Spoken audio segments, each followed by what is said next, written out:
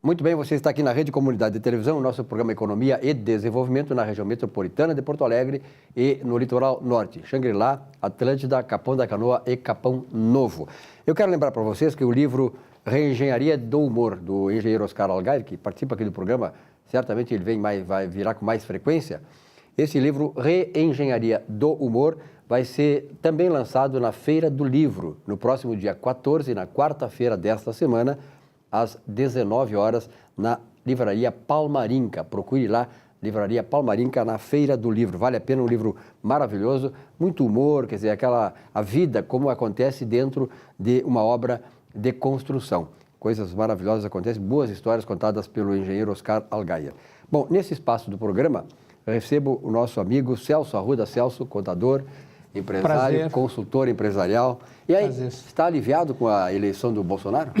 Na verdade, né, Silvio, a gente está numa expectativa, né, tanto a nível federal como estadual, que os governantes eleitos tomem medidas que vão ao encontro da ansiedade da população. Uhum. Nós, como empresários, e eu que trabalho com empresas de todos os segmentos, todo o Brasil, a gente espera que haja uma melhor adequação da carga tributária, ao mesmo tempo que esses tributos sejam melhor aplicados a nível nacional, a nível social.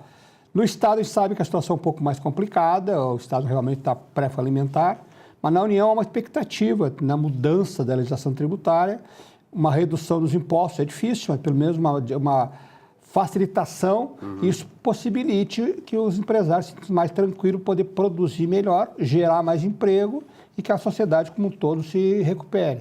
Celso, uma das grandes questões que sempre foi discutida, a gente tem falado muito aqui no programa, nós estamos numa parceria há mais de 5 anos, é a questão toda da ineficiência do Estado, do tamanho do Estado na economia, etc. e tal. E o que eu vejo, assim, nos primeiros movimentos, né, do novo presidente Jair Bolsonaro, é de que ele realmente, o foco dele é reduzir o Estado e torná-lo eficiente. Essa é a grande fórmula que nós sempre defendemos.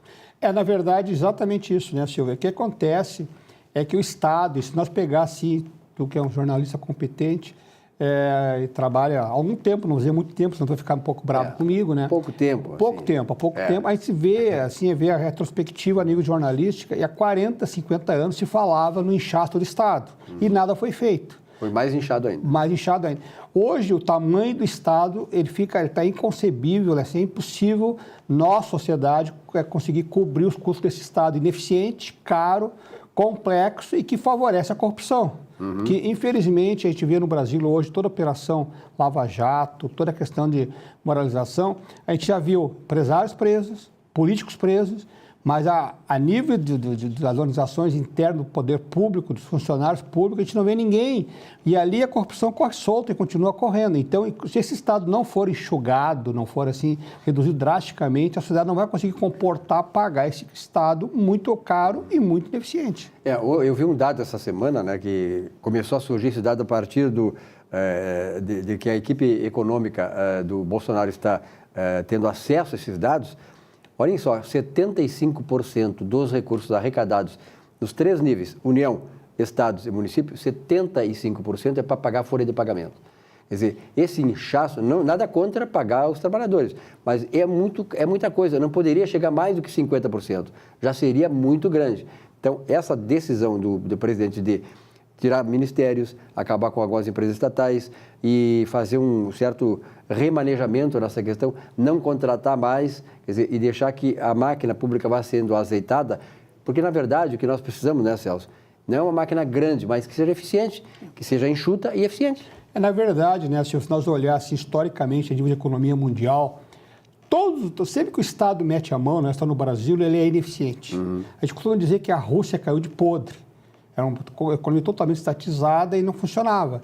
Então, infelizmente, toda empresa pública em qualquer lugar do mundo ela é ineficiente. Por quê? Porque o comando dela geralmente é político, não é por competência. Então, o que acontece? Eu sou extremamente liberal, eu acho que o Estado tem que ser o menor possível. Quanto menor o Estado, melhor para a sociedade. É só ver o exemplo da social-democracia da Europa, por exemplo. Os Estados são menores e o retorno da população é muito maior. Paga-se mais imposto na Europa, sim, mas o retorno é muito maior porque o Estado é enxuto. No Brasil, nós temos um inchaço estatal em todos os níveis. Tu vê, recentemente, o aumento do judiciário, que o custo do judiciário no Brasil é altíssimo. Nós pegar o justiça de trabalho hoje, o custo dela no Brasil é uma coisa inconcebível para o tamanho do Brasil. Então, assim, nós temos que atacar todas as fontes, mas não é só o executivo. Nós temos que olhar o legislativo, que o custo é terrível, e também no judiciário, onde existem as maiores afrontas ao bom senso. Aliás, é muita hipocrisia. Veja bem, essa semana, o presidente eleito Jair Bolsonaro esteve em contato com o presidente do Supremo Tribunal Federal, Dias Toffoli. Olhem só o que o Dias Toffoli disse para ele, que haviam 3 grandes desafios a enfrentar: previdenciário, segurança pública e fiscal. Nesta questão fiscal está a questão do salário do judiciário, pois no mesmo dia em que ele teve essa reunião com o Bolsonaro e que disse que esses 3 pontos iriam ter que ser atacados de maneira positiva e rigorosa, ele aceitou, aliás, pressionou o Congresso para votar o aumento do judiciário. Quer dizer, o sacrifício tem que ser dos outros, não de nós. E justamente ali, neste dia, é que ele daria uma grande contribuição para o Brasil. Aqui, ó, nós estamos abrindo mão deste aumento. Eles não vão abrir mão. A teta é muito boa e eles não vão abrir mão. Então, para mim, eu sempre digo, o maior problema desse país é a estrutura jurídica, porque ela se autoalimenta, se retroalimenta. Tanto faz o país ganhar ou perder, quer dizer, a economia está em decréscimo, está crescendo menos e eles estão ganhando cada vez mais. Então, não tem como, quer dizer, a contribuição eles tinham que ter dado aí. Na verdade, é bem o que tu acabou de falar, né, Silvio? É que pegar o judiciário hoje, pega qualquer juiz aí, ele, além do salário, que é alto e merecedor, ele tem uma série de penduricalhos que duplicam o salário. E o pior ainda, esses penduricalhos que ele tem, ajuda disso, ajuda aquilo, auxílio isso, não são tributados. Qualquer trabalhador brasileiro, um empresário brasileiro, sobre o seu rendimento, ele paga imposto. O judiciário tem uma série de coisas agregadas à sua remuneração que não pagam imposto, são isentas. Então, existe realmente uma casta no Brasil, que é a casta do judiciário. Não é que a gente seja contra a justiça, a gente é contra as mordomias e os gastos desnecessários no judiciário, que é extremamente caro e não se discute. E quando vai se criticar o judiciário, o pessoal, mas está criticando porque eles estão atacando a corrupção. Não, uma coisa não tem nada a ver com a outra. A gente pode atacar a corrupção com um judiciário mais barato, mais enxuto e mais eficiente. Agora, até quando vai atacar a corrupção, veja bem, o que está se desenhando no judiciário, no Supremo Tribunal Federal? Liberar quem? O maior ladrão de toda a civilização ocidental, na história da civilização ocidental, que chama-se Luiz Inácio Lula da Silva. Eles estão querendo agora liberar o Lula. Quer dizer, o Lula é o símbolo da corrupção no país.